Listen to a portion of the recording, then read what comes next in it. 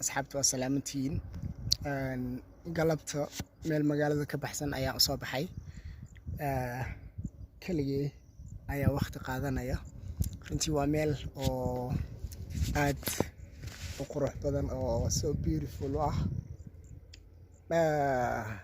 meelahan oo kale runtii in la imaado oo marmarka qaar qofku naftiisa uu la sheekaysto aad bay u wanaagsan tahay maxaa yeelay marka aad kaligaa tahay waxaad nafta waxay ku saamaxaysaa in oo naftaada aad la sheekaysatid in waxyaabaha sixitaanka u baahan naftaada aad qiimeysid all in all waxyaabaha sixitaanka u baahan inaad saxdid runtii kaligaa marka aad waqti qaadan waxay ku saamaxaysaa inaad si degan u fikirtid waxyaabaha wax ka qabashada u baahan inaad aragtid niyadda ayaa ku degaysa really waqtiga hadda la joogo runtii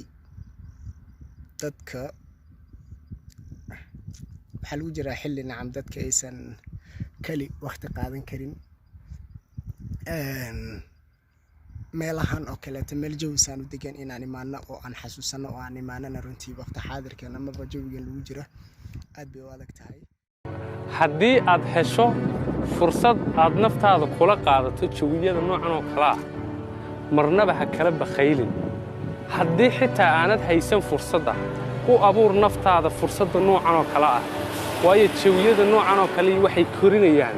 ruuxdaada iyo dareenkaaga waxayna kuu sababayaan kuu fududaynayaan inaad naftaada ugu xidhnaato si ka dhow sidii hore ha seegin jawiyada noocan oo kale ah iskuna day inaad jawiyo noocan oo kale ah ku casuunto naftaada mararkay suurtagal ku tahay casuun naftaada waqti la qaado naftaada khalwee waad kori doontaa dareen ahaan iyo guud ahaan